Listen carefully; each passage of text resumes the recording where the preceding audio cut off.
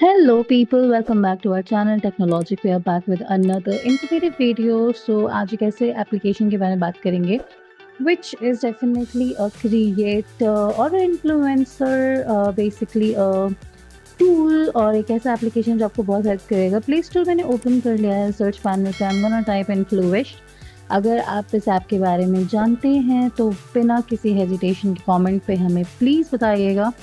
And before you install this application, which is in Fluish, home of creator, 37 MB का ये application है, reviews आपको दिख रहे हैं। So before installing, please go through the app support, privacy policy. Once you're convinced, tap on the install and it will automatically download on your Android device। यहाँ पे Android device है। तो ये एक basically creator influencer marketing platform particular app के बारे में अगर हम बात करें तो ऑटो डीएम ऑटोमेशन हुआ, ब्रांड कोलैबोरेशन टूल्स आपको मिल जाएंगे इस पर्टिकुलर में, परफॉर्मेंस इंसाइट्स आपको मिल जाएंगे। तो काफ़ी कुछ है इसमें एक्सप्लोर करने के लिए। उनके लिए आप बने रहो हमारे साथ। टेक्नोलॉजिक फर्दर वीडियोस में आपको बताएंगे।